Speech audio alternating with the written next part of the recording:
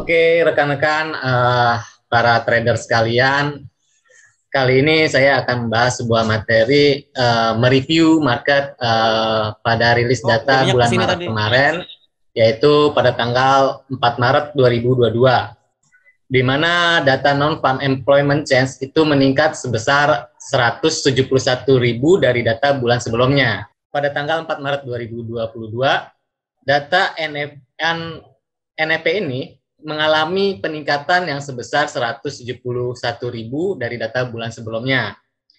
Hal ini didukung oleh data tingkat pengangguran juga yang mengalami penurunan sebesar 0,2% dan tingkat upah rata-rata per jamnya juga mengalami penurunan sebesar 0,6%. Berdasarkan tiga faktor atau rilis data kemarin pada bulan Maret, itu data NEP yang mengarah sebenarnya cukup baik buat perekonomian Amerika Serikat dan begitu pula terhadap nilai tukar mata uang dolar atau greenback. Hal ini terbukti pada tanggal 9 Maret 2022 dengan rilis data job opening, yaitu setiap bulannya itu lowongan pekerjaan di Amerika Serikat itu menurun. Nah, hal tersebut itu sesuai dengan rencana dari Jerome Powell dengan pernyataan yang dilakukan pada tanggal 21 Maret 2022. Nah, lalu Pak Ari, mengacu dari apa yang dikutip oleh Bloomberg, Departemen Tenaga Kerja Amerika Serikat itu mencatat indeks harga konsumen itu naik sebesar 7,9%. Dan dibandingkan pada bulan Januari, CPI atau indeks harga konsumen itu pada bulan Februari naik sebesar 0,8%. Hal ini menyebabkan inflasi semakin menekan ekonomi di Amerika Serikat, bahkan sebelum terjadinya perang atau ketegangan geopolitik antara Rusia, Ukraina, yang menimbulkan lonjakan harga komoditas hingga bensin. Seperti itu, Pak Arif. Sedangkan indeks harga produsen itu juga mengalami peningkatan yang sebesar 0,8% di bulan Februari dan mengikuti kemajuan 1,2% pada bulan Januari. Jika dikalkulasi, harga permintaan akhir itu naik sebesar 10% untuk kurun waktu selama 1 tahun. Data tersebut menunjukkan tekanan inflasi di jalur produksi tetap kuat dikarenakan beberapa pejabat Fed mendukung tindakan kebijakan yang lebih agresif. Nah, hal ini memberi suatu pemicu bagi The Fed untuk menaikkan tingkat suku bunganya. Seperti statement dari Jerome Powell, yaitu gubernur dari Bank Sentral Amerika Serikat atau The Fed, beliau mengatakan tekanan jangka pendek dari invasi Ukraina pada inflasi sudah terlalu tinggi. Dan seperti yang telah saya bahas, kami memiliki alat yang diperlukan untuk memulihkan stabilitas harga. Begitu statement daripada Powell. Jadi kami menyimpulkan bahwa adalah tepat untuk bergerak lebih agresif dengan menaikkan tingkat suku bunga yang sebesar 25 basis poin.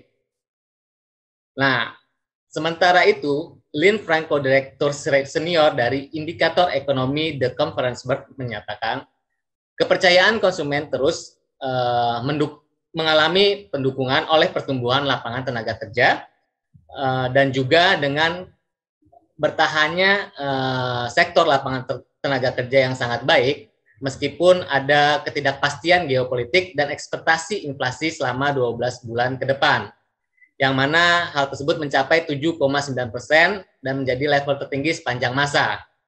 Begitu pertanyaan dari Lynn Franco.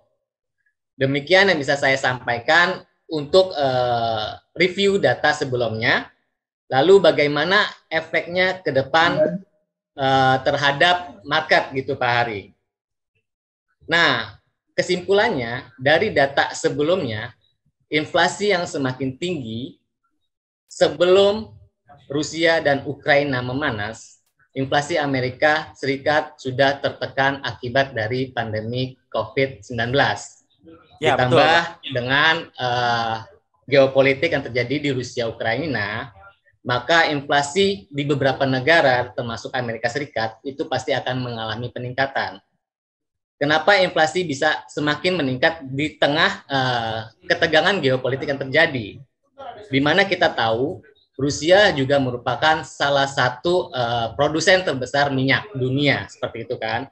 Betul. Ketika harga minyak mengalami kenaikan akibat ketegangan geopolitik atau perang, tentunya akan berdampak terhadap harga-harga.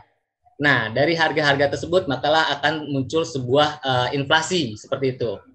Nah, oleh sebab itu maka Amerika Serikat pun yang juga merupakan produsen dari minyak dunia, akhirnya The Fed memutuskan untuk menaikkan tingkat suku bunganya.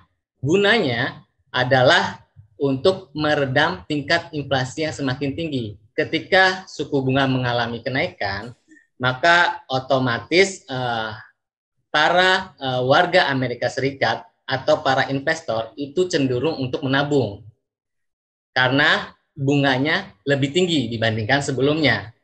Oleh sebab itu, ketika para warga masyarakat atau investor masyarakat mendepositkan uangnya atau dananya, otomatis akan mengurangi sektor belanja konsumennya, seperti itu.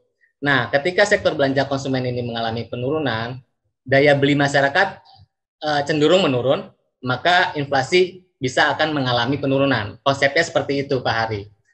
Jadi, ketika inflasi dapat diredam melalui tingkat suku bunga yang mengalami kenaikan, itu akan berdampak terhadap ekonomi atau pertumbuhan ekonomi di Amerika Serikat itu menjadi lebih baik, seperti itu, yang akhirnya berdampak pada penguatan greenback atau dolar.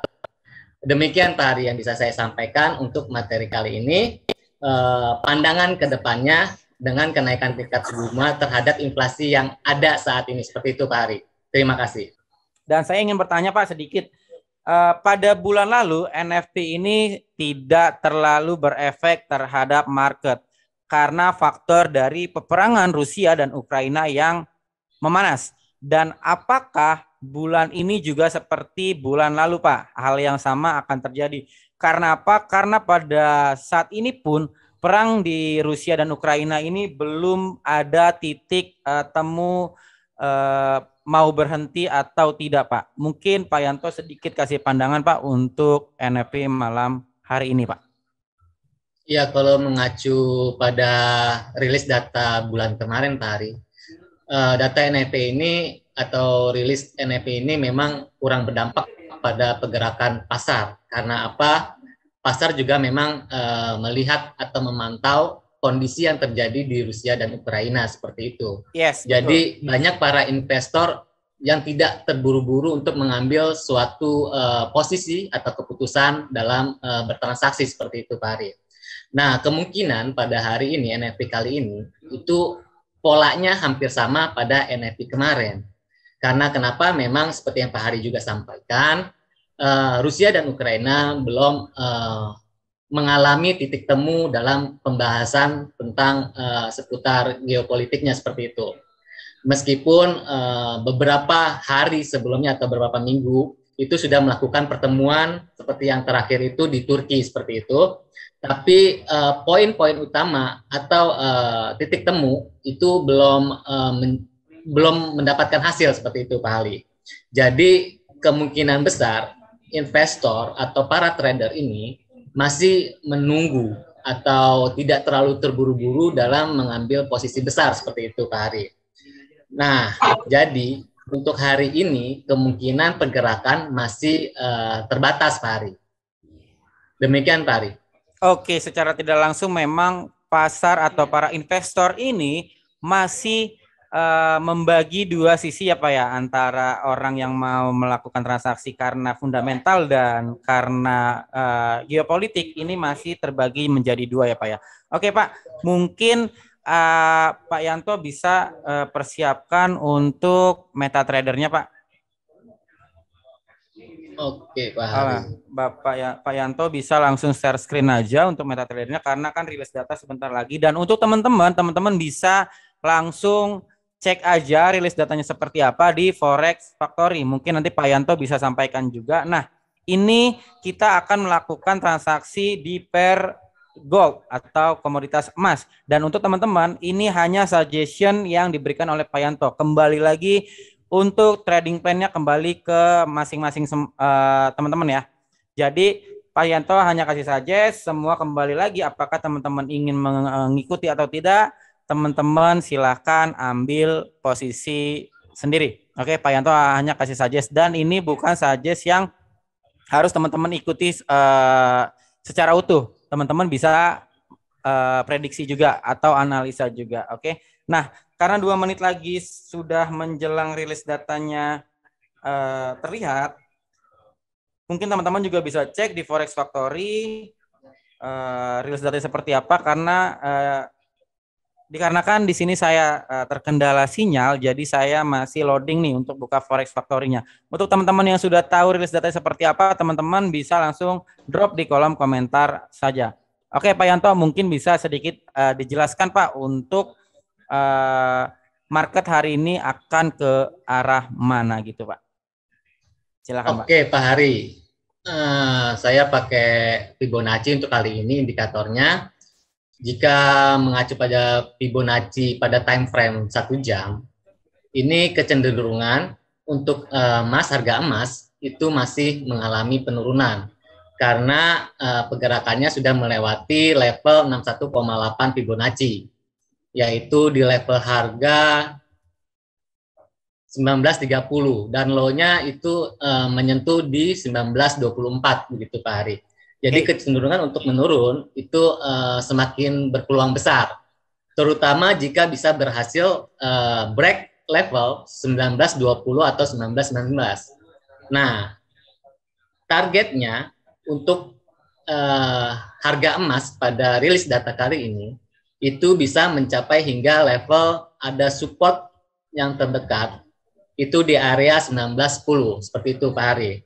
Jadi ada sekitar $20 untuk emas mengalami penurunan.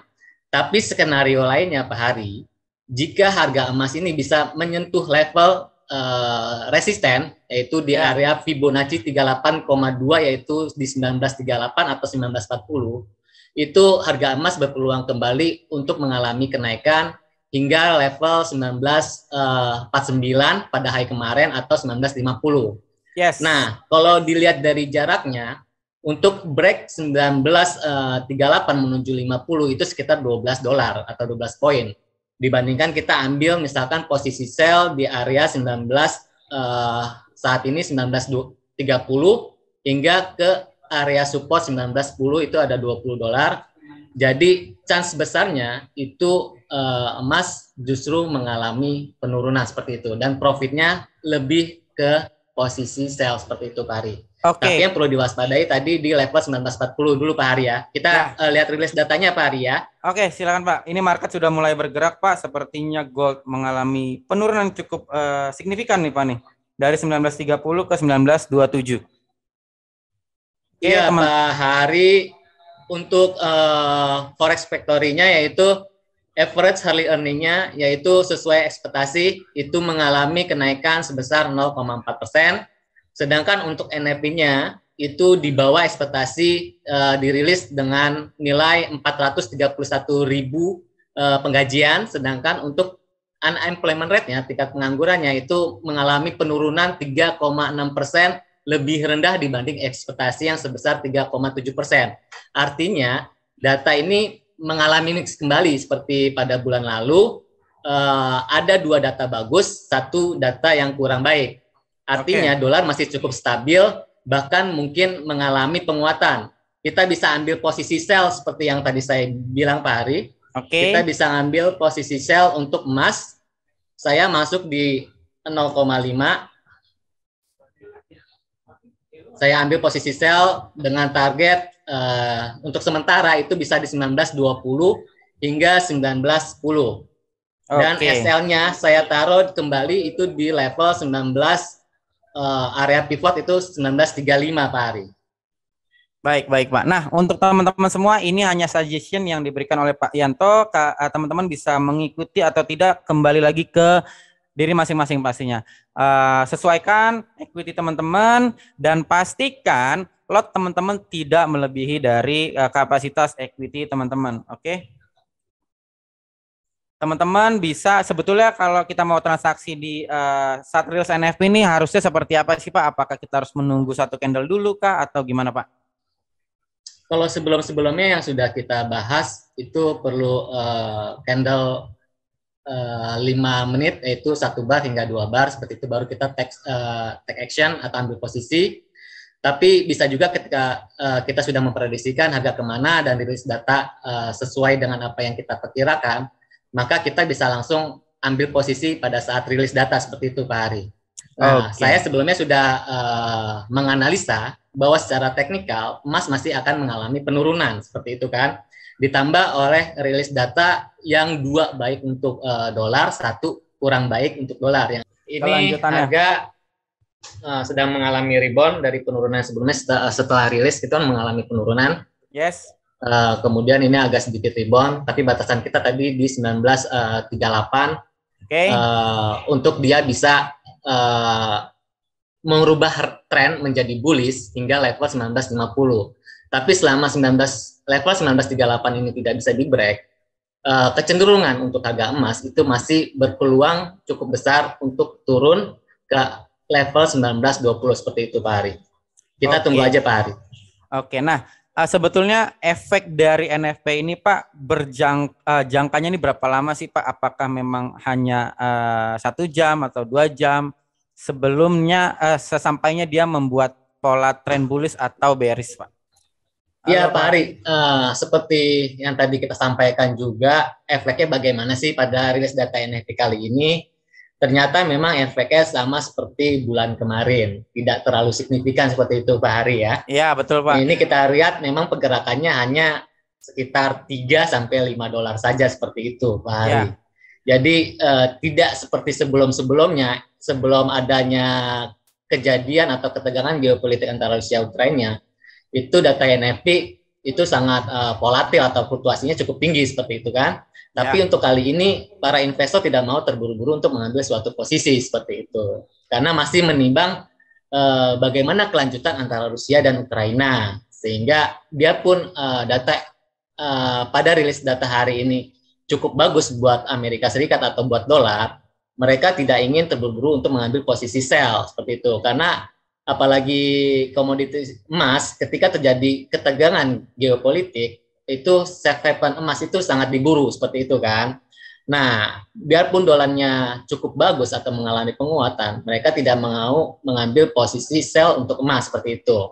Mereka masih mengacu pada bagaimana selanjutnya pembicaraan atau diplomasi antara Rusia dan Ukraina ke depannya seperti itu Pak Hari. Jika masih makin memanas, bahkan terjadi perang nuklir seperti itu atau saling menyerang, itu akan membuat suasana makin panas dan berdampak pada permintaan akan safe haven emas semakin tinggi seperti itu Pak Hari. Oke, terima kasih. Tampaknya memang hari ini rilisnya sama seperti bulan kemarin Pak Hari. Ya, tidak terlalu signifikan Pak Hari. Ya. Masih monoton kurang lebih Pak Hari. Ya, karena pada dasarnya memang kalau tidak ada peperangan, mungkin pergerakan gold ini sangat volatile sekali ya Pak ya. Kita kan sudah mengadakan webinar NFP ini sudah berkali-kali ya Pak ya. Mungkin sekarang para investor masih tertuju kepada perang antara Rusia dan Ukraina Pak ya. Sampai akhirnya NFP ini masih dikesampingkan untuk bulan ini ya Pak ya. Ya, betul Pak Hari. Mungkin untuk sarannya, untuk di komoditas emas ini, range harga emas hari ini, menurut analisa yang sudah saya analisis, itu levelnya atau range-nya, itu kemungkinan terendahnya untuk saat ini, hanya bisa mencapai level 1910. Dan harga tertingginya kemungkinan itu diprediksikan hanya mencapai level 1945 atau bahkan sampai 1950. Hanya seperti itu sih Pak Hari. Kalau kemungkinan terbesarnya seperti itu, tapi cenderung harga masih bermain di level 1920 sampai 1940 seperti itu Pak Hari.